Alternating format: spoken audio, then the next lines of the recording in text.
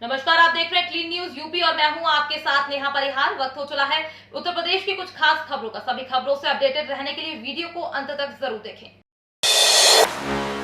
UP के सरकारी कर्मचारियों के लिए खुशखबरी, इसी महीने वेतन के साथ मिलेगा ये भत्ता, आदेश जारी। यूपी के सरकारी कर्मचारियों के लिए खुशखबरी आई है। मंत्रिपरिषद के फैसले के बाद अपर मुख्य सचिव वित्त एस राधा चौहान ने सचिवालय तथा सचिवालय की समकक्षता प्राप्त विभागों व कार्यालयों के कर्मचारियों को सचिवालय भत्ता दिए जाने का आदेश जारी कर दिया है। 1 जनवरी 2022 से ही सचिवालय भत्ता का लाभ दिए जाने का आदेश है।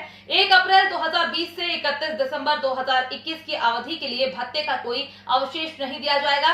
उत्तर प्रदेश सचिवालय से समकक्षता प्राप्त विभागों और कार्यालयों में जहां पूर्व में अधिकारियों और कर्मचारियों को सचिवालय भत्ता अनुमन्य हो रहा था, जिसको लेकर भत्ते का लाभ मिलेगा।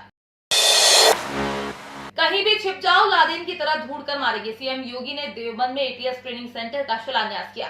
एशिया के सबसे बड़े मदरसे दारुल उलूम के लिए मशहूर सहारनपुर के देवबंद में यूपी के मुख्यमंत्री योगी आदित्यनाथ ने मंगलवार को एंटी टेररिस्ट स्क्वाड के ट्रेनिंग केंद्र का शिलान्यास किया।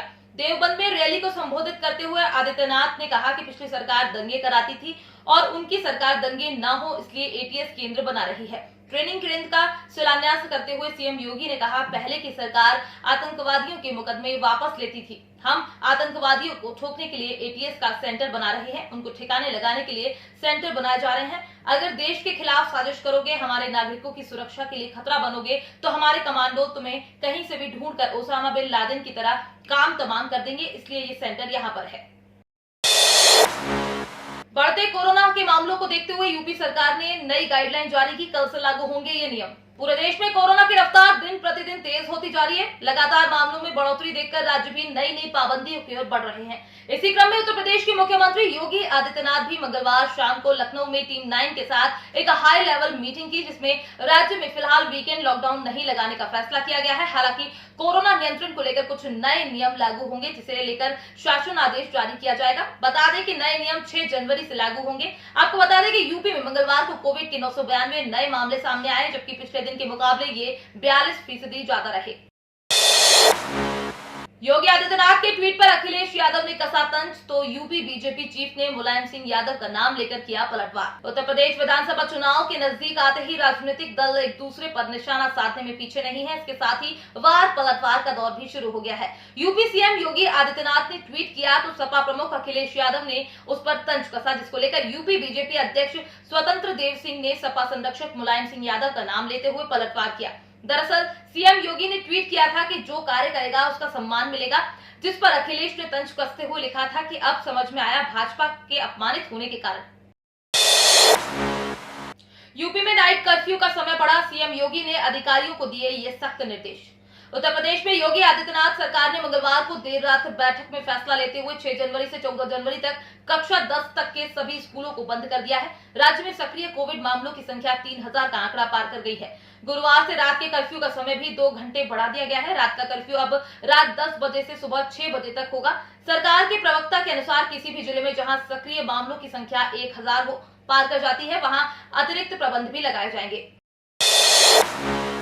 अग्निशमन केंद्र का सीएम योगी ने किया वर्चुअल लोकार्पण। गभाना कस्बे में बनाए गए 910.58 लाख रुपए से लागत से बनाए गए अग्निशमन केंद्र का मंगलवार को सूबे के मुख्यमंत्री योगी आदित्यनाथ ने सहारनपुर से बटन दबाकर वर्चुअल लोकार्पण किया। वहीं अग्निशमन केंद्र पर आयोजित हुए कार्यक्रम में मौजूद सांसद सतीश गौतम, बरोली ठाकुर, दलवीर सिंह व खैर विधायक अनूप प्रधान ने संयुक्त रूप से शिलापट्टिका का अनावरण किया। इस मौके पर सांसद सतीश गौतम ने कहा कि गभाना में अग्निशमन केंद्र बन जाने से ग्रामीणों को काफी सहूलियत मिलेगी। पहले कहीं आगजनी की घटनाओं पर दमकल की गाड़ियां अलीगढ़ जिला मुख्यालय से आ पाती थी, जिससे लोगों को काफी नुकसान हो जाता था, लेकिन अब गभाना में अग्निशमन केंद्र सुचारू हो जाने से कुछ समय में ही आग पर नियंत्रण करने के लिए दमकल पहुंच सकेगी।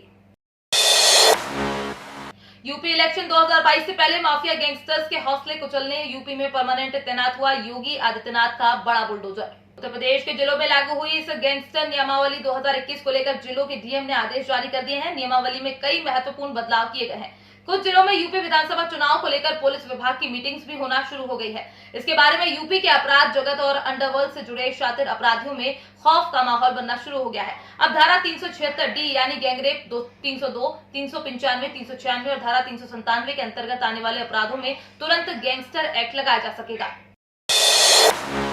योगी सरकार ने कोविड काल में भी दिया रोजगार, विभिन्न वर्गों की भर्तियों से स्वास्थ्य विभाग को किया सुदृढ़। उत्तर प्रदेश में योगी सरकार ने पिछले 4.25 वर्षों में 4.5 लाख नौकरियां देकर अपना संकल्प पूरा किया है। कोविड-19 महामारी के दौरान भी योगी का मिशन रोजगार धीमा नहीं पड़ा। समय की जरूरत के अनुसार स्वास्थ्य विभाग के खाली पद पर स्वास्थ्य इंफ्रास्ट्रक्चर को मजबूत किया। स्वास्थ्य क्षेत्र के ढांचे को सुदृढ़ बनाने की दिशा में उत्तर प्रदेश लोक सेवा आयोग का बड़ा योगदान रहा, जिसने अन्य विभागों के साथ साथ स्वास्थ्य एवं चिकित्सा शिक्षा में समयबद्ध, निष्पक्ष और त्वरित तरीके से भर्तियां करके नागरिकों को राहत दी। रद्द हो सकती है यूपी बोर्ड की परीक्षाएं, कोरोना की तीसरी लहर की आहट से मंडराए संशय के बादल। उत्तर प्रदेश में कोरोना के मामलों में तेजी से बढ़ोतरी देखी जा रही है। मंगलवार को नए आंकड़ों ने चिंताएं बढ़ा दी हैं। इन आंकड़ों के मुताबिक पिछले 24 घंटों में यूपी 992 मामले सामने आए हैं। वहीं 23 मामले ओमिक्रॉन के होने से और हड़कंप मच गया है। कोरोना की तीसरी लहर की आहट को देखते हुए सबसे ज्यादा चिंता स्कूलों को लेकर है। अभी यूपी बोर्ड की परीक्षाएं होनी है, लेकिन तीसरी लहर की आशंका को देखते हुए बोर्ड परीक्षाओं पर भी संशय के बादल मंडराने लगे हैं। आपको बता दें कि यूपी बोर्ड की 10वीं और 12वीं की परीक्षाएं मार्च के अंतिम सप्ताह में आयोजित होने वाली थी, लेकिन कोरोना की तीसरी लहर की आहट को देखते हुए ये परीक्षाएं रद्द की जा सकती हैं। तीसरी लहर की आशंका के बीच अगर यूपी बोर्ड 10वीं और 12वीं की परीक्षाओं को रद्द करता है तो बोर्ड छात्रों का रिजल्ट पिछले साल के फॉर्मूले के आधार पर तैयार कर सकता है। यूपी में अगले 2 से 3 दिन हल्की बारिश के आसार, ठंड बढ़ेगी। राजधानी लखनऊ समेत आसपास के जिलों में बुधवार को बूंदाबांदी से लेकर हल्की बारिश के संकेत हैं। ऐसे में ठंड और बढ़ सकती है। मौसम विभाग के अनुसार पश्चिमी विक्षोभ सक्रिय है। प्रदेश के पश्चिमोत्तर हिस्से के ऊपर तेजी से दबाव का क्षेत्र बन रहा है। इसका असर व्यापक होगा। बदली बारिश का सिलसिला 2 से 3 दिन तक जारी रह सकता है। ओमैसी स्थित मौसम केंद्र के अनुसार सुबह आसमान साफ रहेगा, लेकिन बाद में बादल छा जाएंगे। इसके बाद हवाओं के साथ कहीं बूंदाबांदी तो कहीं पर वर्षा हो सकती है। वहीं मंगलवार को दिन में आसमान साफ रहने से धूप ने लोगों को ठंड से राहत दिलाई। सूरज ढलने के बाद से ही ठंड ने फिर असर दिखाना शुरू कर दिया। तापमान 24.1 डिग्री रिकॉर्ड किया गया, जो सामान्य से 3 डिग्री सेल्सियस अधिक रहा। न्यूनतम तापमान 9.4 डिग्री रहा, ये भी सामान्य से 2 डिग्री अधिक था। तो ये थी दिन भर की 10 बड़ी और अहम खबरें। डेली ऐसे ही अपडेटेड रहने के लिए क्लीन न्यूज यूपी को सब्सक्राइब करना बिल्कुल ना भूलें। साथ ही आप न्यूज कहां से देख रहे हैं हमें कमेंट में जरूर बताएं और वीडियो को लाइक भी करें।